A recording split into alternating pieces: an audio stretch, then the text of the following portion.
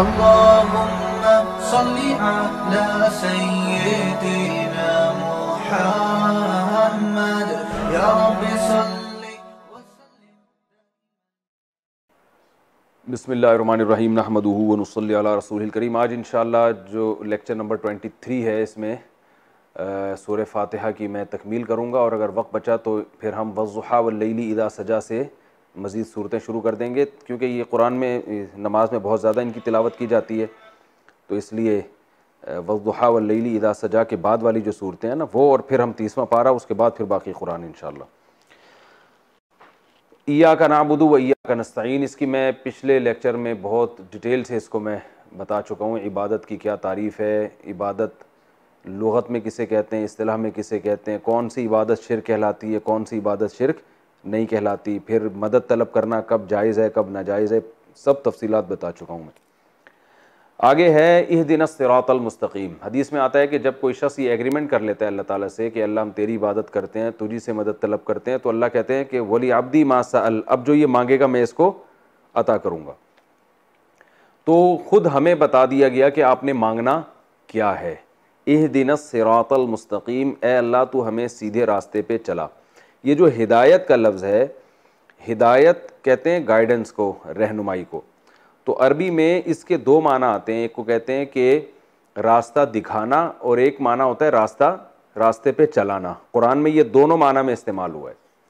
जैसे कुरान में आता है वहदैनाहुन नजदैन, सूरह बलद है 30वें पारे में, कि हमने इंसान को दोनों रास्ते दिखाए, यानी अच्छा भी और बुरा भी। अब सवाल पैदा होता है कि जब अल्लाह ने अच्छे रास्ते भी दिखा दिया, बुरा भी दिखा दिया, तो हिदायत तो दे दी ना इंसान को, तो फिर हमें क्यों कहा जा रहा है कि हमें सीधे रास्ता दिखा। इहदिनस सिरातल मुस्तकीम, हमें सीधा रास्ता दिखा। अल्लाह तो दूसरी जगह पे खुद कह रहे हैं कि मैंने दोनों रास्ते दिखा दिए, तो सीधा भी दिखा दिया और गलत रास्ता भी दिखा दिया। तो इससे पता चलता है कि ये जो कुरान में आता है कि एक जगह आता है कि हमने दोनों रास्ते दिखा दिए हैं, हिदायत दे दी है, वहाँ हिदायत का माना कुछ और है, और इहदिनस सिरातल मुस्तकीम में हिदायत का माना कुछ और है। सूरह बलद में जो हदैनाहुन नजदैन है कि हमने दोनों रास्ते दिखा दिए, वहाँ मतलब है दिखाया है, चलाना वहाँ मुराद नहीं है। और ये जो आता है इहदिनस सिरातल मुस्तकीम, ए अल्लाह हमें सीधे रास्ते पे चला, यहाँ दिखाना नहीं है बल्कि क्या है, चलाना। दिखा तो अल्लाह ने सबको दिया है, सबको पता है सीधा क्या है, सीधा रास्ता कौन सा है, गलत रास्ता कौन सा है।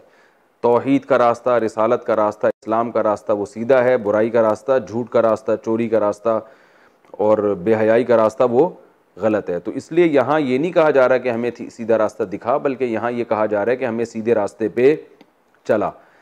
तो ये तो तमाम मुफस्सिरीन ने तर्जमा किया है कि हिदायत के दो मतलब हैं, एक दिखाना और एक चलाना। तो यहाँ मुराद क्या है, चलाना, क्योंकि गाइडेंस इसको भी कहते हैं कि आपको कोई बाकायदा उस रास्ते पे पुश कर दे, उस रास्ते पे चला दे। हमारे हज़रत मुफ्ती रशीद अहमद साहब एक और बात किया करते थे, वो फरमाते थे कि जब आप ये दुआ मांगे ना इहदिनस सिरातल मुस्तकीम, अल्लाह सीधे रास्ते पे चला, तो फरमाते थे कि हम जैसे ना कमज़ोर लोगों को ये ख़तरा है कि अगर अल्लाह सीधे रास्ते पे चला दे तो मंजिल पर पहुंचने से पहले हम फिर हट भी सकते हैं। तो इसलिए ये नियत किया करें कि अल्लाह सीधे रास्ते पे चला के मंजिल तक पहुंचा दे, यानी नियत करने पे तो कोई पाबंदी नहीं है ना। तो इहदिनस सिरातल मुस्तकीम जब दुआ मांगें तो ये नियत होनी चाहिए कि अल्लाह तू हमें सीधे रास्ते पे चला, और उस वक्त तक चला जब तक हम जन्नत पहुँच नहीं जाते, मंजिल तक पहुँच नहीं जाते। तो ये है इहदिनस सिरातल मुस्तकीम, तू हमें सीधे रास्ते पे चला। सिरातल लज़ीना अनअमता अलैहिम, ये बहुत अहम आयत है।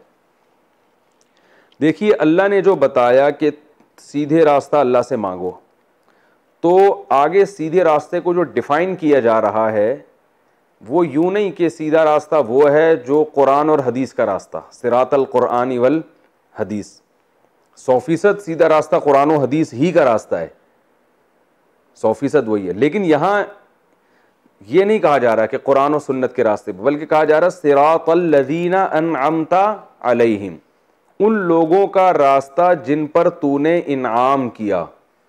वजह उसकी ये है कि इंसान की नेचर ये है कि वो लोगों को फॉलो करता है, वो किताबों को फॉलो नहीं करता, ये इंसान की नेचर है।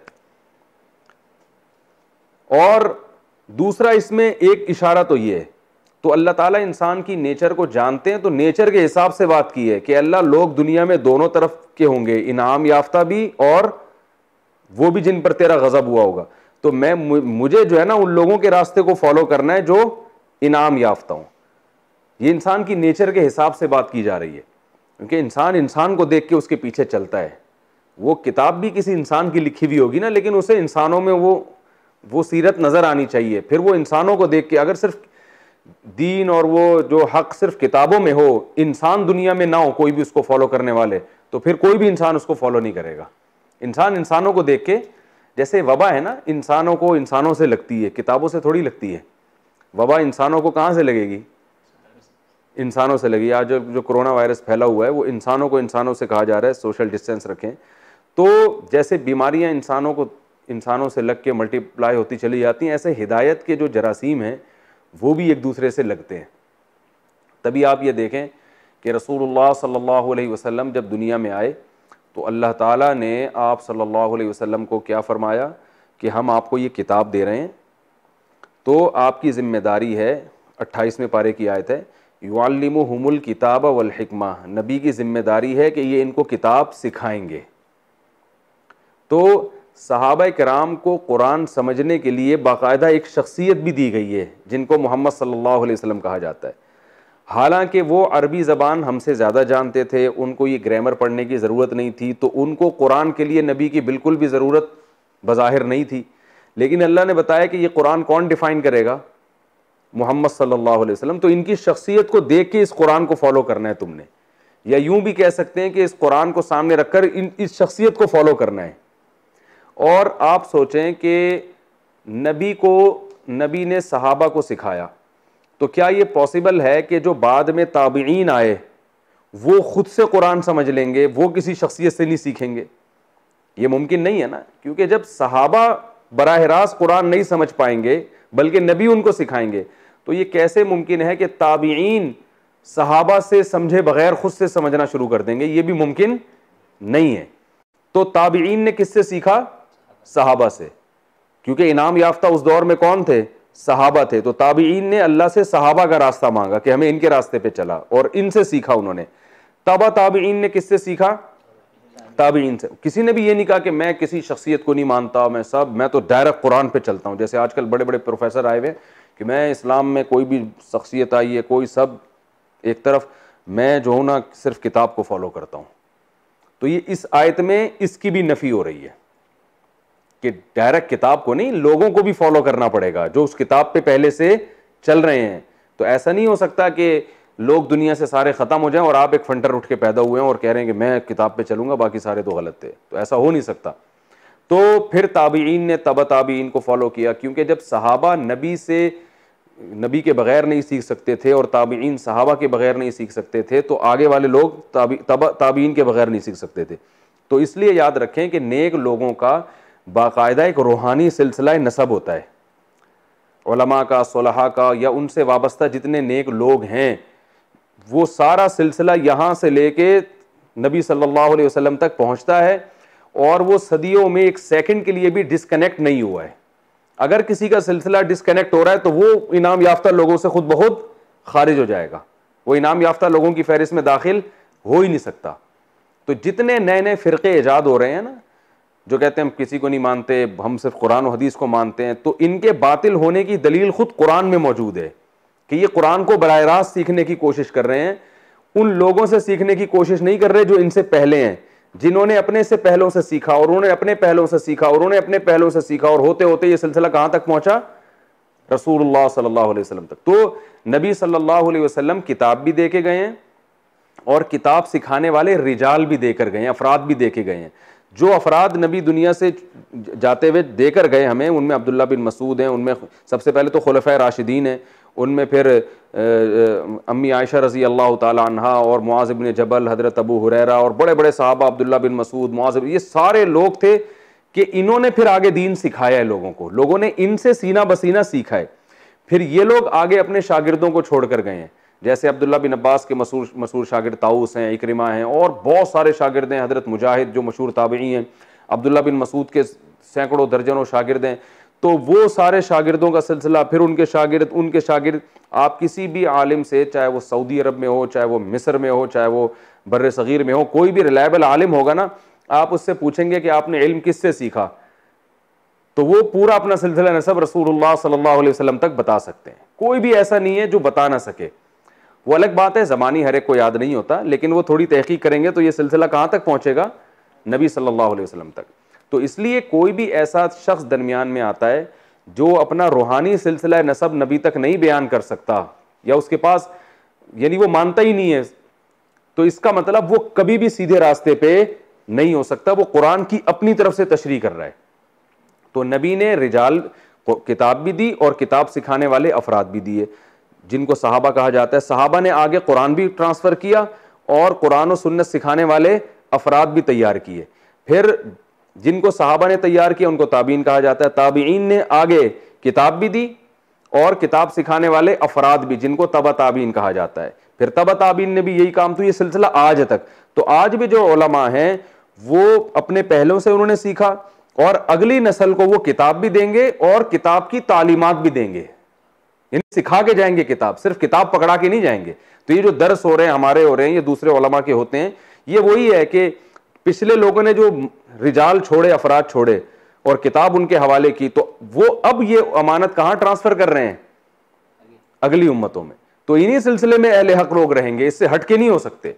इस पर एक इश्काल होता है कि बहुत से ऐसे लोग हैं जिनका बाकायदा एक रूहानी सिलसिला है, सदियों तक चला आ रहा है, उन्होंने सीखा अपने पहलों से, और वो बड़े बड़े गुमराह लोग हैं उनमें। भाई बहुत से ऐसे लोग हैं, इन्हीं उलमा में गुमराह भी तो होते हैं ना, हालांकि उनके असातिज़ा भी होते हैं, असातिज़ा के असातिज़ा भी, और ये सिलसिला कहाँ तक पहुँचता है? नबी सल्लल्लाहु अलैहि वसल्लम तक।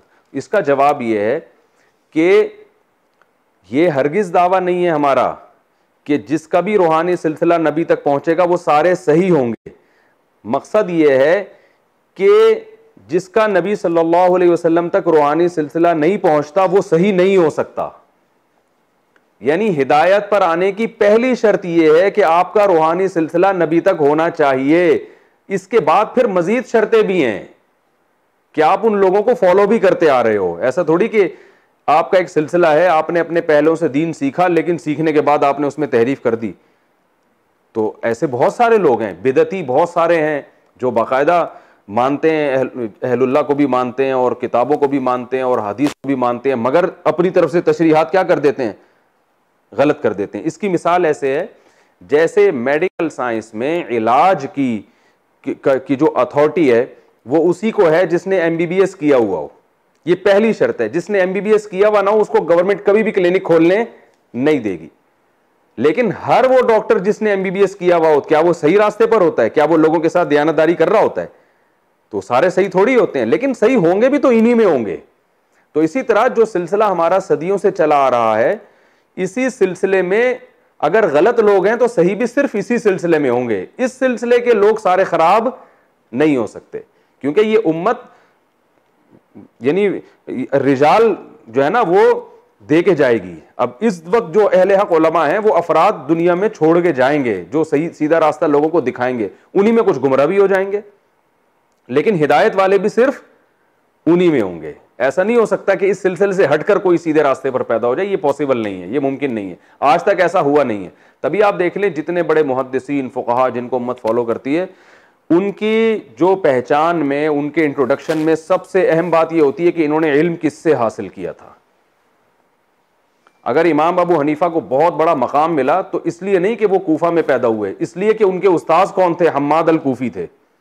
अगर हम्माद अल कूफी को बहुत बड़ा मकाम मिला कि वो इतने बड़े फ़कीह हैं, बुखारी में उनका नाम है, हदीस उनसे ली गई हैं और अब्दुल्ला इब्ने मुबारक ने उनकी तारीफ़ें की हैं, तो वो इसलिए नहीं कि उनका नाम हम्माद था या वो कूफा के थे, बल्कि इसलिए कि वो इब्राहिम नखई के शागिर थे, उनके साथ सोहबत बहुत उठाई थी उन्होंने। इब्राहिम नखई रहमतुल्लाह अलैह को अगर बहुत बड़ा मकाम मिला, इमाम बुखारी उनका नाम बड़े अदब एहतराम से लेते हैं और बहुत बड़ी दुनिया अरब अजम उनको मानते हैं कि बहुत बड़े फ़कीह थे, तो वो इसलिए नहीं कि उनका नाम इब्राहिम था, बल्कि इसलिए कि वो अलकमा और असवद के शागिर थे, जो बुखारी मुस्लिम के रावियों में से।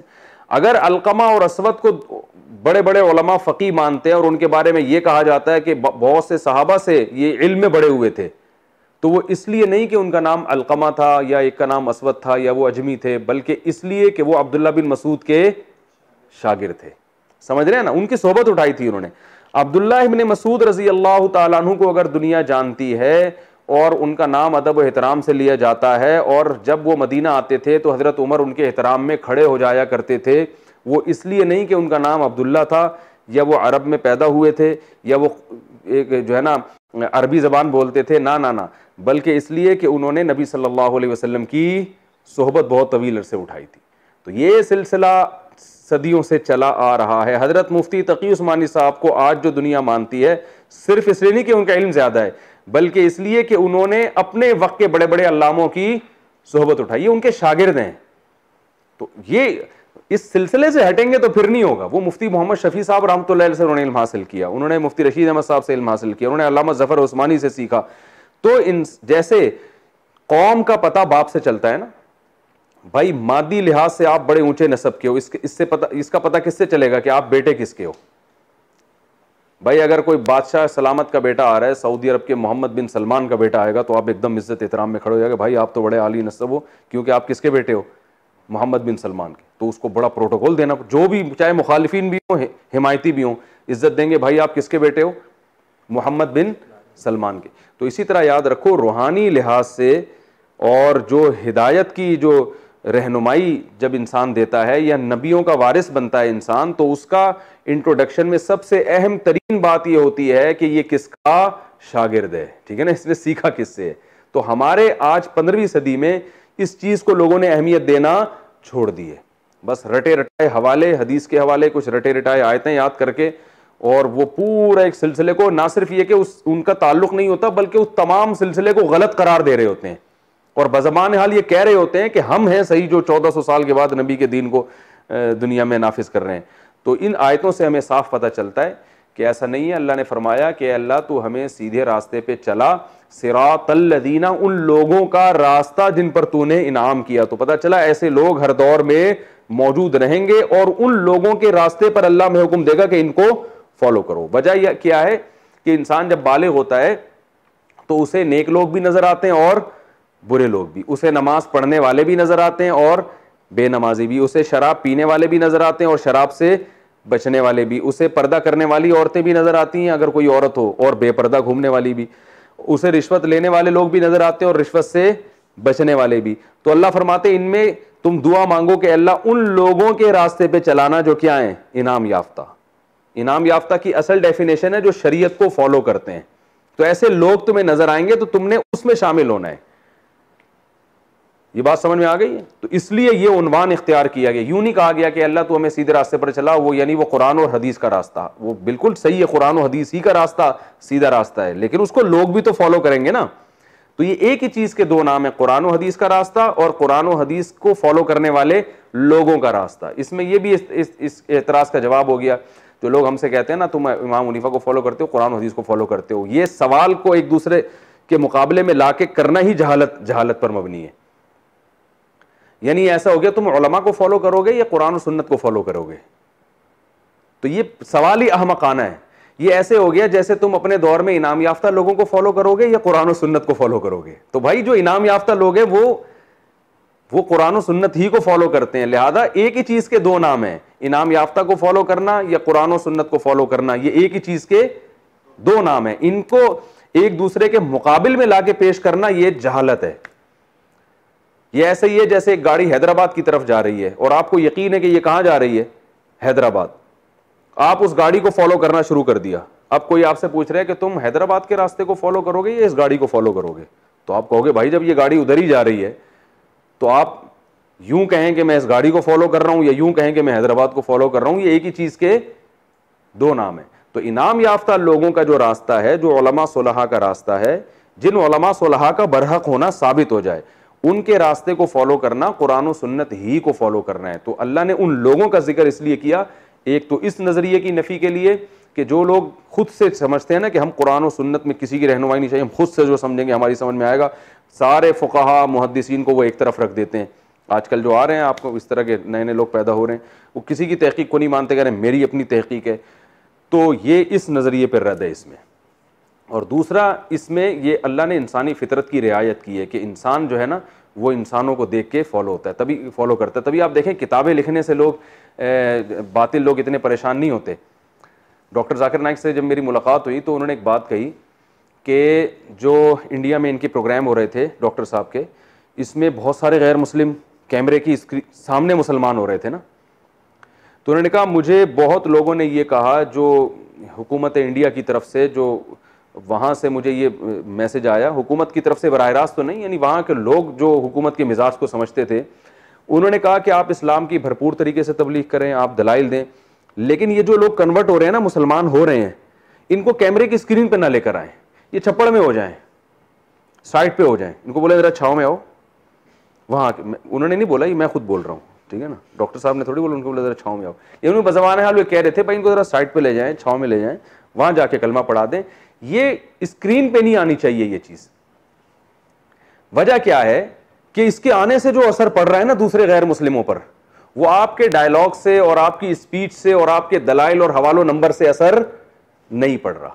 तो डॉक्टर साहब ने ये बात कही मुझे, उन्होंने कहा हमने कहा कि हम ये तकरीर छोड़ देंगे, लेकिन ये जो गैर मुस्लिम मुसलमान हो रहे हैं ना, इनको कैमरे की स्क्रीन पे लाना हमारे लिए ज्यादा अहम है स्टेज पे खड़े होकर इस्लाम का दिफा करने से, क्योंकि हमारी उस तकरीर से इतना फायदा नहीं होता जितना गैर मुस्लिम जब इस्लाम कबूल करता है और उसको कैमरे की आंख से दिखाया जाता है। इस बेस पर उनको इंडिया से निकलना पड़ा, जो इंडिया से उनको निकाला गया इसी बेस पे ना कि इतने हिंदू धड़ाधड़ मुसलमान हो रहे हैं, भाई ये क्या कर रहे हो, तो छुप के करो, इनको मुसलमान स्क्रीन पे नहीं आना चाहिए। अगर वो इस पे एग्री हो जाते तो वो इंडिया से शायद उनको निकलने पर मजबूर ना किया जाता। उनको जो इंडिया से निकलने पर मजबूर किया गया है वो इस्लाम की स्पीच पे नहीं, इस्लाम के बारे में, इस्लाम की तबलीग पे नहीं, बल्कि इसलिए कि इतने लोग आप दिखा रहे हैं कैमरे के सामने। उन्होंने कहा मैं इस पर कॉम्प्रोमाइज नहीं कर सकता।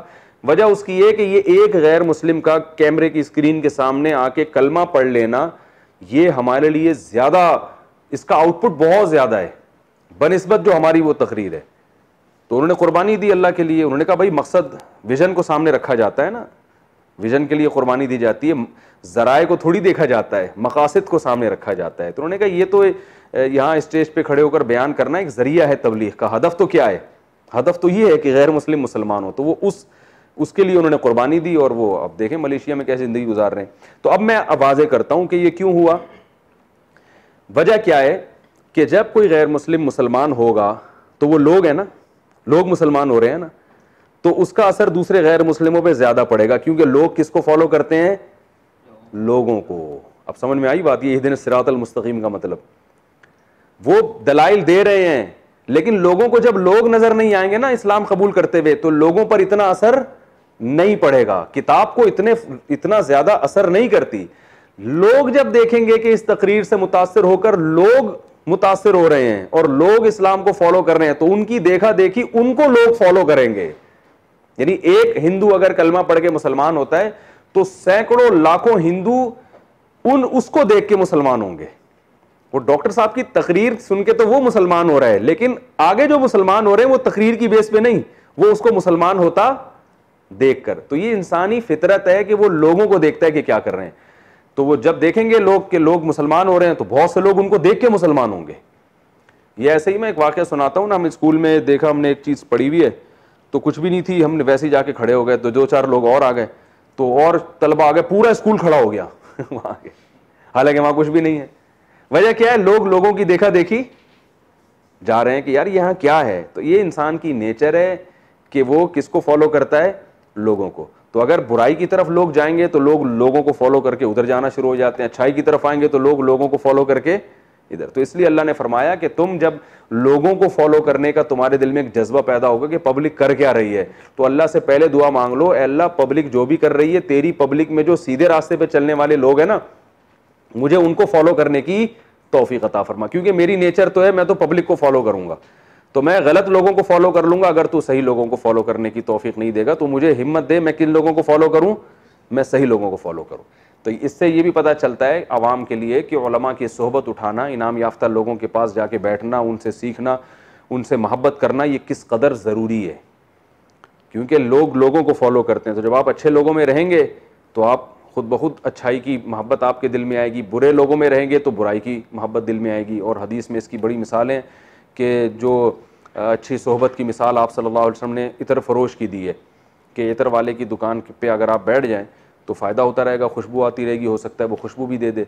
और भट्टी के पास बैठ जाएं तो बदबू आएगी और ये भी ख़तरा है कि चिंगारी उड़े और आपके कपड़े जल जाएं।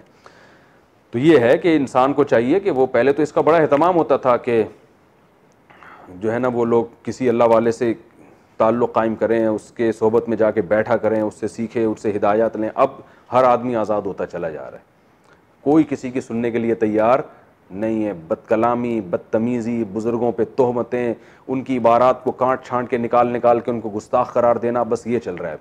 इससे कोई रूहानियत नहीं आती, कोई सीधा रास्ता नहीं मिलता। चंद एक मसाइल में इंसान माहिर हो जाता है, वो रफ़ुल दैन के, इमाम के पीछे फातिहा के और 2-4 और 8-10 मसाइल हैं, उनमें मास्टर हो जाएगा, बाकी इस्लाम की रूह हासिल नहीं होती।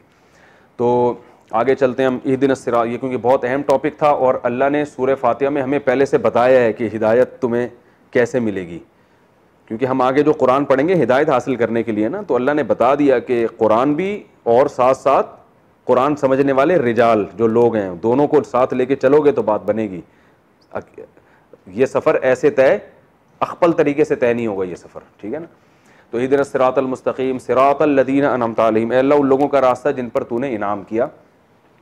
तो इनाम याफ्ता लोगों का रास्ता वही है जो कुरान और सुन्नत को फॉलो करते हैं और सीधे रास्ते पे चलते हैं। और कुरान में एक और जगह इसको बयान किया अल्लाह ताला ने कि मिनन नबीयीना वस्सिद्दीकीना वशुहदाई वस्सालिहीन, फरमाए इनाम याफ्ता लोग ये हैं, पैगम्बर, सिद्दीकीन यानी सच्चे लोग, इसकी मैं अभी तफसील बयान करता हूँ, शुहदा और सालिहीन आम नेक मुसलमान। तो ये जिस हिसाब से इनाम याफ्ता लोगों के दर्जात हैं अल्लाह ने उसी हिसाब से बयान किया। सबसे पहले पैगम्बर, तो पैगम्बरों के रास्ते को हमें फॉलो करना है। दूसरे नंबर पे सिद्दीकीन, सिद्दीक कहते हैं अरबी में, सादिक कहते हैं सच बोलने वाला। सादिक किसे कहते हैं? सच। पाकिस्तान के आइन में लिखा था ना कि जो मुल्क का सदर या वज़ीर आज़म वो सादिक और अमीन होगा, तो बजाय उसको कि हम सदर को सादिक और अमीन को तलाश करते, हमने सादिक और अमीन की शर्त क्या कर दी, निकाल दी। वो नादरा के ऑफिस में वो 50-50 पहले आया करता था, उसमें वो मैंने बताया था ना वाक़या, एक खातून आई, उसने कहा कि ऑफिसर से आके कि आपने शनाख्ती कार्ड में मुझे बेवा लिख दिया है, मेरे तो मियाँ ज़िंदा है, मैं उनको साथ लेके आई हूँ, तो इसको सही करें आप। उसने कहा अच्छा ठीक है, बंदूक उठा के मियाँ को गोली मार दी। तो उसने कहा ये क्या कह रहे हैं, सही हो गया, बेवा हो गई आप। तो एक करेक्शन का तरीका ये होता है कि जो लिखा हुआ है उसको इस तरह से सही किया जाए, और एक तरीका ये होता है कि लिखे हुए को चेंज कर दिया जाए। तो हमारे वालों ने क्या किया कि वज़ीर आज़म या सदर का सादिक और अमीन होना ज़रूरी है, तो बजाय इसके कि उसको सादिक अमीन बनाने की कोशिश करते, तो वो शर्त क्या कर दी, सादिक अमीन वाली शर्त क्या कर दी, उसी को डॉक्यूमेंट से निकाल दिया। तो दोनों तरीके हैं करेक्शन के, या तो उसको बेवा कर दो या वहाँ बेवा को क्या कर दो, शादीशुदा कर दो। तो ये अल्हम्दुलिल्लाह दोनों तरीके पर हमारे मुल्क में अमल होता है अल्हम्दुलिल्लाह। तो इहदिनस सिरातल मुस्तकीम सिरातल लदीना अनअमता अलैहिम, अल्लाह जी। तो इनाम याफ्ता लोगों का रास्ता तो अल्लाह ने पहले बयान किया अंबिया। दूसरे नंबर पे सिद्दीक में, सिद्दीक का बता रहा था, सादिक कहते हैं सच बोलने वाला, और सिद्दीक मुबालगा है। मैंने बताया था ना कुछ सीगे किसके होते हैं, मुबालगे के होते हैं, यानी बहुत ज़्यादा सच्चा, और सिद्दीकीन उसकी जमा आती है। तो बहुत ज़्यादा सच्चा ये मुनाफिक का अपोजिट है। मुनाफिक कहते हैं झूठा, यानी दिल में कुछ और अमल कुछ और। तो सिद्दीक का मतलब होता है बहुत ज़्यादा सच्चा, यानी जिसमें मुनाफकत बिल्कुल भी ना हो। और मुनाफकत बिल्कुल भी ना होने को हम आसान लफ्ज़ों में यूं डिफाइन कर सकते हैं कि जिसके कौल व अमल में तजाद ना हो, कि कहता कुछ हो करता कुछ और है। क्योंकि जो इस तरह के लोग हैं ना, जो कहते कुछ हैं करते कुछ और हैं, इनको फॉलो करने की हमें इजाज़त नहीं है। एक नंबर लोगों को फॉलो करने, तो ये एक नंबर वही होते हैं कि जो कहते हैं खुद भी उस पर अमल करते हैं। एक बात हो गई। दूसरी बात कि बाज़ लोग कहते हैं, कह ही गलत रहे होते हैं, लिहाजा उसी गलत पे चल भी रहे होते हैं। समझ रहे हैं ना भाई, मुनाफिक तो वो भी नहीं होते ना, वो कह गलत रहे होते हैं, कहते हैं भाई शराब सही है लिहाजा हम पीते हैं, छुप के थोड़ी पीते हैं, बता के पीते हैं। तो ये भी तो मुनाफिक नहीं हुआ ना, कौल व अमल में तजाद तो नहीं है ना। तो याद रखें, इससे वो कौल मुराद है जो कौल भी सही हो। सिद्दीक में वो सच्चा कि जो कहता भी क्या हो, सही बात कहता हो, और फिर उस पर अमल भी करता हो। और सही बात कहना इल्म के बगैर मुमकिन नहीं है, वही की हिदायत के बगैर दुरुस्त नतीजे तक पहुंचना मुमकिन नहीं है। और वही का इल्म या तो पैगंबरों को होता है या उलमा को होता है जो पैगंबरों के वारिस हैं। इसलिए उलमा ने लिखा है कि सिद्दीक का मफहूम यह है वो उलमा जिनका अमल उनके इल्म के मुताबिक हो। ये बहुत जबरदस्त तफसीर है सिद्दीक की। अब लोग कहते हैं सिद्दीक में कहां लिखा हुआ है उलमा जिनका अमल उनके, ये इस तरह से समझ में आएगी पूरी बात, क्योंकि उलमा वो बात इल्म सही होता है उनके पास, लिहाजा वो जो कौल करेंगे वो कौल भी क्या होगा, सही। लेकिन ये जरूरी नहीं है कि वो जो आलिम सही बात कर रहा हो उस पर अमल भी करता हो, क्योंकि फासिक फाजिर भी तो होते हैं ना, 2 नंबर भी तो मौलवी होते हैं ना मार्केट में। तकरीर तो बहुत अच्छी है लेकिन अमल क्या है, जीरो है। तो इसलिए इससे मुराद क्या है, बाअमल उलमा। और वैसे भी अल्लाह के यहां अंबिया के बाद सबसे बड़ा मकाम बाअमल उलमा का है, तो उस तरतीब के हिसाब से भी है। ये पूरी उम्मत का इजमा है कि अंबिया के बाद अल्लाह के यहाँ सबसे बड़ा मकाम किसका है, बाअमल, यानी नबी के बाद सबसे बड़ा मकाम है बाअमल उलमा का। तो सिद्दीक जो इनाम याफ्ता लोग हैं, सबसे पहले पैगंबर, उसके बाद बाअमल उलमा। तीसरे नंबर पे शुहदा। शुहदा को यहाँ जिक्र इसलिए किया कि शुहदा का मतलब यह है कि जिन्होंने दीन के लिए अपनी जान की बाजी लगा दी, तो जिनका जज्बात ऐसे हों दीन के लिए कुर्बानी देने के और इतना ज्यादा आखिरत की तलब हो, तो उन लोगों को भी हमें फॉलो करने का अल्लाह ने हुक्म दिया। वस्सालिहीन चौथे नंबर पे बयान किया कि आम नेक मुसलमान जो इतने ऊंचे मरातिब पर तो नहीं है लेकिन वो सीधे रास्ते पे चलने वाले। तो ये 4 तरह के लोग हैं जो अल्लाह ने फरमाए इनाम याफ्ता हैं। तो इनका खुलासा यही है कि जो भी शरीयत को फॉलो कर रहा है, जो जितना ज्यादा फॉलो कर रहा है उसको इतना ज्यादा हमें फॉलो करने का हुक्म है। तो ये है सिरातल लज़ीना अनअमता अलैहिम। आगे गैरिल मग़ज़ूबी अलैहिम वलद्दाल्लीन।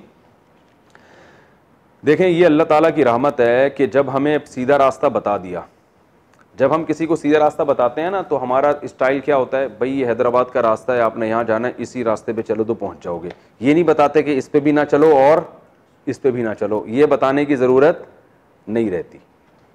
भाई ये वाला रास्ता है, ये जा रहा है, बस इस पे चलो। लेकिन अगर कोई बताने वाला बहुत ही मुशफ़िक़ हो, उसको ये ख़तरा हो कि पता नहीं ये गलती से इसके जहन में शैतान बाद में ये डाल सकता है कि ये वाला रास्ता तो है, हो सकता है ये वाला भी हो और ये वाला भी, तो वो साथ में ये भी बताएगा कि इस रास्ते पे तो चलना है, इस पे भी नहीं चलना और इस पे भी नहीं चलना। जैसे हम बता रहे होते हैं ना, यार तुम हाईवे पे जाओगे ना तो जो है वो एक मुझे कैंसर झील जाना था बच्चों को लेके, तो गूगल मैप पे मैंने देखा, हम चले गए हाईवे से, वो आ ही नहीं रही वो कैंसर झील, पता नहीं किधर निकल गए। एक बोर्ड लगा हुआ, वहाँ चढ़ के घूमे तो कई घंटे लग गए और भटक गए रास्ते में हम, क्योंकि गूगल मैप में वो पता नहीं कोई नया, वो पुराना कोई रास्ता डला हुआ था। तो जो मैंने फिर किसी से पूछा रास्ता वहाँ पे, तो उन्होंने कहा देखें यहाँ से जब आप आगे जाएंगे ना तो 2 रास्ते आएंगे, दोनों कैंसर झील को जाते हैं। यानी लगेगा आपको ऐसे कि ये भी जाएगा और वो भी जाएगा, लेकिन उस पे जाना है, इस पे नहीं जाना, वरना और लंबा पड़ जाएगा रास्ता। तो ये भी गाइडेंस का एक तरीका होता है कि आपको जब इश्तिबा होने लगता है किसी चीज में कि हो सकता है ये भी सीधा रास्ता हो, क्योंकि मंजिल तक पहुंचने के बहुत से रास्ते होते हैं ना, तो फिर जो आपका खैरख्वाह होता है वो आपको बताता है भाई इस ट्रैक पे तो चलना है, इस पे नहीं चलना, तो वो साथ में ये भी बता देता है। तो अल्लाह ने बताया कि तुम इनाम याफ्ता लोगों पे चलो और मुझसे दुआ मांगो, लेकिन 2 लोग ऐसे हैं जो तुम्हें देखने में इनाम याफ्ता लगेंगे मगर वो इनाम याफ्ता है नहीं, उन पे पहले से बता रहा हूं कि नहीं चलना है। लगेगा तुम्हें ये कि वो इनाम याफ्ता है, और वो है यहूदो नसारा। समझ रहे हैं ना, वो देखने में तुम्हें इसलिए लगेगा कि तुम्हें जब अहले हक देखोगे ना तो तुम्हें बेचारे सारे गरीब गुरबा से नजर आएंगे, तुम्हें तरक्की में सबसे पीछे, ना उनके पास कोई अच्छे साइंसदान होंगे, ना उनके पास अच्छे हुक्मरान होंगे, लॉकडाउन पे भी कोई अमल नहीं कर रहा होगा, ऐसे हुक्मरान होंगे। 2 महीने से मस्जिदें बंद होंगी, एक मखसूस फ़िरक़े को जुलूस की इजाज़त मिल जाएगी, ठीक है ना, एक मखसूस फ़िरक़े को, तो जिससे वो 99% लोग बोलेंगे यार हम बेवकूफ़ हैं, सही है ना, 2 महीने से मस्जिदें बंद करके बैठे हुए हैं, और ये 1% लोग माशाल्लाह अल्लाह के यहाँ इतने मुबारक हैं कि ये इनको कोरोना वायरस नहीं होगा, ये इतने नेक परहेजगार किस्म के लोग। तो इस किस्म की चीज़ें जब तुम्हें मिलेंगी, और तुम यहूदो नसारा को देखोगे तो हर चीज़ में एक्यूरेसी मिलेगी, माशी तरक्की भी मिलेगी उनकी, और जनाब सेहतें भी बहुत अच्छी, रिटायरमेंट की उम्र तुम्हारे यहाँ 60 साल होगी, उनके यहाँ 80 साल होगी, ठीक है ना, हर चीज़ तुम उनसे ले रहे होगे तो बहुत ज़बरदस्त तुम्हें उनकी आलीशान जो है ना वो एटीट्यूड, हर बात में थैंक यू और बड़ा ज़बरदस्त स्टाइल तुम्हें लगेगा, रंग भी उनके गोरे होंगे, ठीक है ना ठीक है ना। तो कलर के लिहाज से, सूट बूट के लिहाज से, हर लिहाज से तुम्हें लगेगा कि असल इनाम याफ्ता तो ये लोग हैं। तुम्हें लगेगा अब यहूदियों के हाथ में तो पूरी दुनिया की तिजारत है, पॉलिसी तो पूरी दुनिया की कौन बनाता है? यहूदी। और बाद लोग ये भी कहेंगे कि कोरोना वायरस भी किसने फैलाया है तो हर चीज में तुम्हें लगेगा भाई अल्लाह की इनामात और इन पर जो हो रही हैं इनामात की बारिशें, तो असल इनाम याफ्ता लोग कौन हैं? ये हैं। तो अल्लाह ने बाकायदा आगे बता दिया कि इनके रास्ते पे तो किसी सूरत में नहीं चलना है, ये इनाम याफ्ता है ही नहीं। तो अब समझ में आया, अल्लाह ने यह भी बताया कि किन के रास्ते पे चलना है और यह भी बता दिया कि किन के रास्ते पे नहीं चलना है। तो नहीं चलने का रास्ता इसलिए बताया कि उसमें कंफ्यूजन हो सकती थी। बोर्ड लगा हुआ है वहां भी कैंसर झील का, ठीक है ना, तो वो बोर्ड गलती से गवर्नमेंट ने पुराने जमाने में किसी बच्चे ने ला के कहीं ठोक दिया होगा तो हुकूमत ने उतारा नहीं है, वरना उसका कैंसर झील से उस रास्ते का कोई ताल्लुक है नहीं। तो ये सिर्फ साइन बोर्ड है, हकीकत कुछ भी नहीं है। तो इसलिए अल्लाह ने बताया कि तुम ये भी दुआ मांगो, गैरिल मग़ज़ूबी अलैहिम, ए अल्लाह उन लोगों के रास्ते पर नहीं चलाना जिन पर तेरा गज़ब हुआ, वलज़्ज़ालिन, और उनके रास्ते पे भी नहीं जो गुमराह हुए। तो गज़ब नाजिल, गज़ब गुमराह कहते हैं रास्ते से हट जाना, ट्रैक से हट जाना। तो ईसाइयों को ज़ालिन कहा गया है, नसारा को, कि वो सीधे रास्ते से क्या हो गए? हट गए। क्योंकि जो इंजील ईसा अलैहिस्सलाम लेकर आए थे और मूसा अलैहिस्सलाम जो तौरात लेकर आए थे, आज ये उसको फॉलो नहीं कर रहे। उस इंजील में तो दाढ़ी बढ़ाने का हुक्म था, गोरे रखते हैं दाढ़ी, उनके पादरी भी नहीं रखते। और उसमें तो जिना को हराम करार दिया गया है। बचते हैं जिना से? नहीं बचते। उसमें तो जो है सूद को हराम करार दिया गया है, बचते हैं सूद से? नहीं बचते। तो बहुत सारी चीज़ें। तो अल्लाह ने फरमाया कि ज़ालिन जो गुमराह हो गए ना, जिनके, गुमराह का मतलब जिनके पास रास्ता ही ना हो, तो उनके रास्ते को भी फॉलो नहीं करना, और जिन पर अल्लाह का गजब हुआ उनको भी नहीं। तो गजब जो है ना, ये गुमराह होने से ऊपर की चीज है। इसलिए उलमा ने इसकी तफसीर बयान की है कि गजब से वो लोग मुराद है जिनको सीधा रास्ता मालूम हो फिर भी उस पर ना चल रहे हों, ये बड़े मुजरिम हैं। तो यहूदी भी जो है ना, इनको सीधा रास्ता ईसाइयों से ज्यादा मालूम है, क्योंकि आज तौरात में तहरीफ कम हुई है, इंजील में ज्यादा। तो इनके पास सीधा रास्ता जो है और इस्लाम के बरहक होने के दलाइल, वो ईसाइयों के पास जितने दलाइल है ना, उससे ज्यादा किसके पास हैं? यहूदियों के। तभी आप देखें यहूदी अपनी शरीयत को आज भी बहुत सी चीजों में फॉलो करते हैं, इसलिए कि उनके पास शरीयत महफूज है। ईसाइयों के पास तो कुछ बचा ही नहीं है बेचारों के पास। तो यहूदी आज भी ज़बा करके खाते हैं, क्योंकि उनके पास तौरात की वो आयतें मौजूद हैं, दाढ़ियाँ भी रखते हैं, तौरात की आयतें मौजूद हैं उनके पास, तौरात में लिखा हुआ है कि दाढ़ी बढ़ाओ। तो अल्लाह ने फरमाया कि इनके पास तो इल्म है इस्लाम के बरहक होने का, इस जानबूझकर ये क्या करते हैं? इस्लाम को फॉलो नहीं करते, और अपने पैगंबरों को भी उन्होंने जानबूझकर फॉलो नहीं किया। देखें ना मूसा अलैहिस्सलाम के साथ क्या किया इन लोगों ने। और ईसाई क्या, इन बेचारों के पास सीधा रास्ता है ही नहीं, सिरे से गाइडेंस ही खत्म हो गई। तो ये सीधे रास्ते से हट गए। तो गजब किस पर हुआ? उन लोगों पर जिनको रास्ता मालूम था फिर भी नहीं चले, ये ज्यादा बड़े मुजरिम है। और उससे कम दर्जे के मुजरिम हुए जिनके पास अब सीधा रास्ता है ही नहीं, तो भटक गए वो। तो इसलिए अल्लाह फरमाते हैं कि उन लोगों के रास्ते पर भी नहीं चलना जिन पर गजब नाजिल हुआ, और उन लोगों के रास्ते पर भी नहीं चलना जो रास्ते से हट गए। तो ये आयत में तो उमूम है।